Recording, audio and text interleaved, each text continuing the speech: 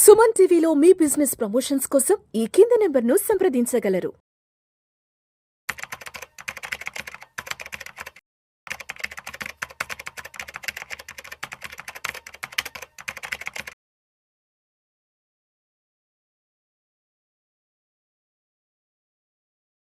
ప్రేక్షకులకి మీ రామచంద్రమూర్తి నమస్కారాలు. ఏప్రిల్ 2, 2025 నాడు ఏం జరగబోతుంది అనేది ఇప్పుడు ఒక పెద్ద చర్చాంశనీయాంశమైంది. అంటే ట్రంప్ అడ్మినిస్ట్రేషన్లో ఈ యొక్క ట్రేడ్ రెసిప్రోకల్ టారిఫ్స్ ఏప్రిల్ 2 నుంచి స్టార్ట్ చేస్తారు, ఇంపోజ్ చేస్తారు అని మొత్తం ఇప్పుడు వరల్డ్ మొత్తం కూడా America and remaining rest of America countries లాగా అయింది. ఎందుకంటే ఈ ట్రంప్ గారు రాగానే ఫస్ట్ ఆయన అబ్జర్వ్ చేస్తుంది ఏంటంటే వరల్డ్ మొత్తం యుఎస్కి అన్ఫెయిర్గా ఉంది ఈ టర్మ్స్ ఆఫ్ టారిఫ్స్లో. సో అమెరికా ఎక్స్పోర్ట్ చేసే గూడ్స్ కానీ సర్వీసెస్ కానీ మిగతా కంట్రీస్ అన్నీ హయ్యర్ ట్యాక్సెస్ పే చేస్తున్నాయి. అలాగే అమెరికాలో ఇంపోర్ట్ చేసుకునే బయట నుంచి వచ్చే కంట్రీస్ నుంచి ప్రోడక్ట్స్కి మాత్రం టారిఫ్స్లో చాలా తక్కువ ఉంది. వేరేజ్ అమెరికా ఎక్స్పోర్ట్ చేసేది ఎక్కువ ఉందనేది ఆయన ప్రధానమైన అబ్జర్వేషను. సో దాన్ని ఆయన డిస్పారిటీ, దాన్ని ఎట్లయినా సరే దాన్ని తీసుకురావాలి వరల్డ్ మొత్తం అని చెప్పి మేజర్ కంట్రీస్ అన్నిటికీ కూడా ఈ యొక్క ట్రేడు రెసిప్రోకల్ టారిఫ్స్ అనేది అప్లై చేశారు. సో ఇప్పుడు ఏప్రిల్ 2 నుంచి కూడా అది అమల్లోకి వస్తుందని చెప్తున్నారు.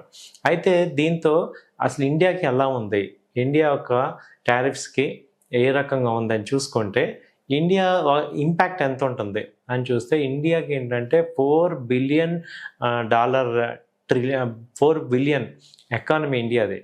కాబట్టి ఇప్పుడు ఇంపాక్ట్ జరిగేది ఎంత, దీనిలో 10 బిలియన్. యాక్చువల్గా ఇండియన్ యొక్క బిజినెస్ చూసుకుంటే 4 ట్రిలియన్ ఎకానమీ మంది. సో 4 ట్రిలియన్ ఎకానమీలో 10 బిలియన్ ఎక్స్పోర్ట్స్ యూఎస్కి వెళ్తున్నాయి. కాబట్టి సో అంత ఇంపాక్ట్ అవ్వదు అనేది చెప్తున్నారు. ఈవెన్ దో మన ఇండియన్ అఫీషియల్స్ యుఎస్ అఫీషియల్స్తో ఆల్రెడీ మాట్లాడుతున్నారు.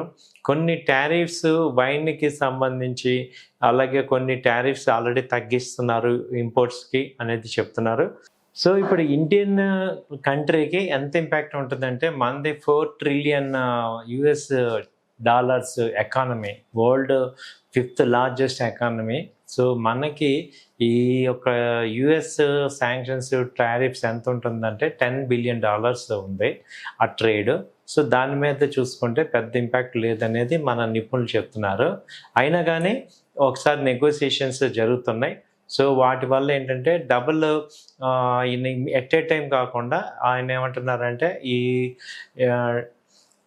లిబరేషన్ డే లాగా తీసుకొచ్చి ఆయన కొంత టారిఫ్స్ తగ్గిద్దాము, ఒక్కసారి ఇంపోజ్ చేయడానికి వరల్డ్ మొత్తం కూడా నెగిటివ్గా ఉంది కాబట్టి కొంచెం తగ్గారు అనేది అర్థమవుతుంది. ఆయన ఏమంటున్నారంటే ఈ 2nd నాడు కొంత తగ్గించేసి ఈలోపు ఏదైనా నెగోషియేషన్స్కి మేము వెల్కమ్ చెప్తున్నాం, సో ఒక్కసారి మేము తగ్గించము అనే పాయింట్ ఆయన చెప్తున్నారు. కాబట్టి ఏంటంటే అందుకే స్టాక్ మార్కెట్స్ పాయింట్లో కానీ డాలర్ ఇండెక్స్లో కానీ ఇవన్నీ కూడా హెచ్చుతగ్గులు అవుతున్నాయి.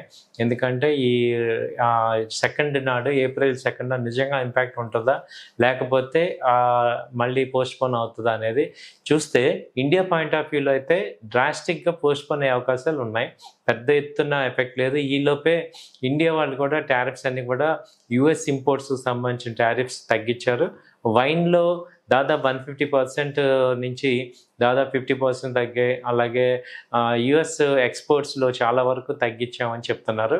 సో ఇదంతా కూడా ఒక రకంగా ఇండియా యుఎస్కి ఎప్పటి నుంచో కూడా సఖ్యత ఉంది. సో ఫ్రెండ్షిప్ కంట్రీస్ ఒకళ్ళ మీద ఒకళ్ళు డిపెండ్ అయి ఉన్నారు. కాబట్టి ఇదైతే పెద్ద ఇంపాక్ట్ అవ్వదు అనేది చెప్తున్నాం. ఇదండి ఈ ఏప్రిల్ 2 నాడు ఇంకా ఏం జరుగుతుందో చూద్దాం. కాబట్టి మీరు మాత్రం పొజిషన్స్ అవి కూడా జాగ్రత్తగా చూసుకోండి. థ్యాంక్ యూ అండి. బాయ్.